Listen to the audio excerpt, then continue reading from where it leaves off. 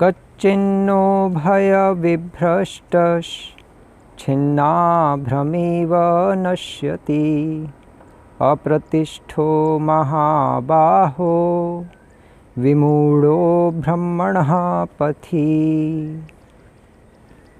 हरे कृष्ण।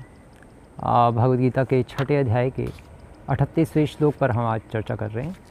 कल वाले श्लोक में अर्जुन भगवान से पूछ रहा था कि अयति ही श्रद्धयोपेतो योगात् चलित मानसः, जो बहुत श्रद्धा के साथ लगा हुआ है और फिर भी वो गिर जाता है, फॉल डाउन हो जाता है, क्योंकि उसका मन भ्रमित हो जाता है, विचलित हो जाता है, डिस्टर्ब हो जाता है उसका माइंड। अप्राप्य योग संसिद्धिम, तो ऐसा योगी क्या योग सिद्धि तो प्राप्त कर नहीं पाता, तो काम गतिम कृष्ण गच्छति, तो वो कहाँ जाता है भगवान, उसकी क्या गति होती है, कृपया मुझे बताइए। अब उसी अपने डाउट को कल वाले श्लोक में जो हम डिस्कस कर रहे थे, उस डाउट को एक्सप्लेन करते हुए अर्जुन आज वाला श्लोक बोल रहे हैं। अर्जुन कह रहे हैं कि कच्चिन्नो भयो विभ्रष्टश, कि भगवान क्या ऐसा नहीं है कि वो दोनों रास्तों से भ्रमित हो गया, मतलब अपना सब कुछ छोड़ छाड़ के आया है भौतिक जगत में अपना, और आध्यात्मिकता में आया, और आध्यात्मिकता में आकर फिर वो उसमें भी गिर गया, विभ्रष्ट हो गया। तो विभ्रष्ट होने के कारण क्या हुआ, फिर छिन्ना भ्रमीव नश्यति। कभी कभी क्या होता है, जो छोटे बादल का टुकड़ा होता है वो बड़े में जाकर मिलना चाहता है, और वो इधर से छोटे बादल के टुकड़े से निकल के बड़े में जब जाकर मिलना चाहता है तो बड़े में भी नहीं मिल पाता, और छोटे बादल का टुकड़ा भी उससे छूट जाता है, तो ना वो इधर का रहता है ना उधर का रहता है, विनष्ट हो जाता है वो बादल, हवा उसको भाग के ले जाती है। तो उसी तरह से ये क्यों एग्जाम्पल हम बता रहे हैं, श्रील प्रभुपाद भी क्यों लिख रहे हैं, क्योंकि भगवान कह रहे हैं अभ्रमीव नश्यति, अभ्रम का अर्थ होता है बादल, इसलिए बादल के समान इव सदृश नश्यति, नष्ट हो जाता है, भगवान यहाँ पर कह रहे हैं। इसलिए श्रील प्रभुपाद इसके उदाहरण को इसके तात्पर्य में समझा रहे हैं। तो ना वो बादल का टुकड़ा ना बड़े बादल के से जाकर मिल पाया, और ना छोटे बादल का टुकड़ा जो जिसमें से वो निकला था वो भी आगे निकल गया और वो उसको हवा भाग के ले गई। तो उसी तरह से जो योगी पथ भ्रष्ट हो जाता है, सब कुछ छोड़ छाड़ के आता है और फिर पथ भ्रष्ट हो जाता है, तो वो ना इधर का रहता है ना उधर का। सिंपल भाषा में धोबी का कुत्ता ना घर का ना घाट का ऐसे ही हो गई उसकी हालत।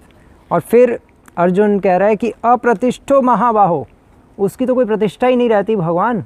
हे महाबाहो, मैं तो महाबाहो हूँ, आप भी तो महाबाहो हैं, आप भी तो बहुत बलशाली हैं, और पूरे विश्व को ही, पूरे संसार, भौतिक जगत आध्यात्मिक दोनों को संभाला हुआ आपने अपनी शक्ति से। तो अब आप मुझे ये बताइए कि क्या उसकी अप्रतिष्ठा नहीं होगी, उसका अपमान नहीं होगा? ऐसी लाइफ वो कैसे लीड करेगा भगवान? विमूढ़ो ब्रह्मणः पथि, और वो पूरी तरह से मोहग्रस्त हो जाएगा, जिसके फलस्वरूप श्रील प्रभुपाद लिख रहे हैं, जिसके फलस्वरूप उसके लिए किसी लोक में कोई स्थान नहीं रह जाएगा। वो पूरी तरह से कंफ्यूज हो जाएगा, वो ना इधर का रहेगा ना उधर का, वो सोचेगा मैं क्या करूं, और वो फिर भक्ति भी दोबारा नहीं कर पाएगा, पागल ही हो जाएगा। तो क्या करें, ये अर्जुन का प्रश्न है। एक्चुअली अर्जुन का ये जो प्रश्न है, ये एग्जैक्टली वही प्रश्न है जो फुल टाइम डिवोटीज़ का भी होता है, कि अगर हम सब कुछ घर बार छोड़ के आए और मंदिर में ब्रह्मचारी के रूप में रहे, और फिर अगर हम अपनी लाइफ, ब्रह्मचारी लाइफ आगे नहीं कंटिन्यू कर पाए, तो फिर ना हम मंदिर के रहेंगे और ना घर जाने लायक रहेंगे, तो क्या करेंगे?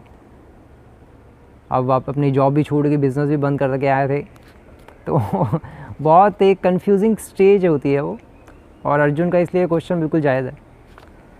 और गृहस्थास भी सोचते हैं कि हम सब कुछ छोड़ छाड़ के हम भक्ति में आए, और भक्ति में फिर करते रहने के बावजूद भी वो कहते हैं कि कुछ हो नहीं रहा, भोग भी छूट गया संसार का, परिवार में और रिश्तेदारों से खूब मिलजुल के भी नहीं रह पाए, और भक्ति में भी आनंद नहीं आया, टेस्ट नहीं आया, तो ना इधर के रहे ना उधर के, अब क्या करें?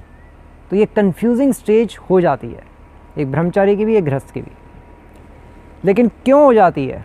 अब क्वेश्चन यहाँ पे उठता है कि ये ऐसे उल्टे सीधे विचार क्यों आते हैं, कि हम सही रास्ते पर है भी या नहीं, या गिरता ही क्यों है व्यक्ति, उसका फॉल डाउन होता ही क्यों है, क्यों वो कंफ्यूज होके उसका माइंड डिस्टर्ब हो जाता है, फॉल डाउन हो जाता है, चाहे गृहस्थ हो या ब्रह्मचारी। क्यों? क्योंकि पहला पॉइंट कि उसका गोल क्लियर नहीं होता। अगर हम अपना गोल क्लियर नहीं रखेंगे तो फिर ऐसी भ्रांतियाँ आएंगी, उस कन्फ्यूजन्स आएंगी, और उससे फिर हमारा मन भी विचलित होगा, फॉल डाउन भी होगा। इसलिए गोल क्लियर हमें करना चाहिए। जहाँ तक हो सके। गोल क्लियर कैसे होगा? गोल क्लियर होगा जितना अधिक हम सुनेंगे भगवान के बारे में उतना अधिक हमारा गोल क्लियर होगा। अगर साधु संग कम लेंगे तो गोल कम क्लियर होगा। जो जितना साधु संग लेता है उसका उतना अधिक गोल क्लियर होता है, और वो फिर भक्ति में तीव्र न भक्ति होगी ना, वो तीव्र स्पीड पे, बहुत स्पीड पे फिर भक्ति में आगे बढ़ सकता है। तो पहला पॉइंट कि गोल क्लियर नहीं होता, और दूसरा कि ऐसे भक्त को भक्ति में अगर कोई टेस्ट नहीं आ रहा तो तब भी उसका फॉल डाउन हो जाता है। तो टेस्ट क्यों नहीं आ रहा? टेस्ट मतलब रियलाइजेशंस नहीं आ रही।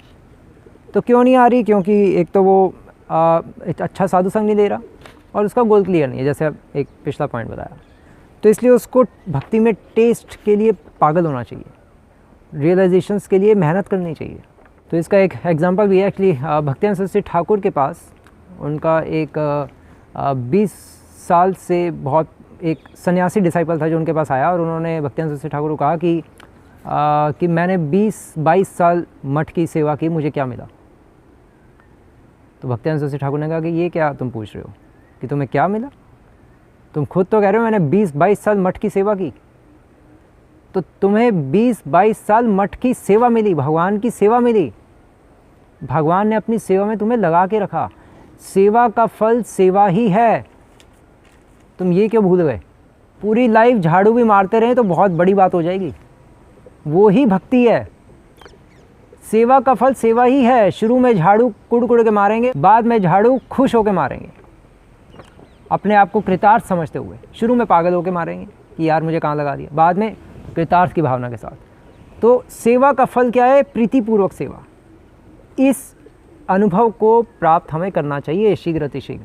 अगर नहीं होगा तो फिर डाउट आएगा ही आएगा, और फिर आदमी पागल होगा और फिर भक्ति छोड़ के भागेगा। तो अपनी भक्ति की अंडरस्टैंडिंग बढ़ानी चाहिए, और वो तभी बढ़ेगी जब हम अच्छा साधु संग करेंगे।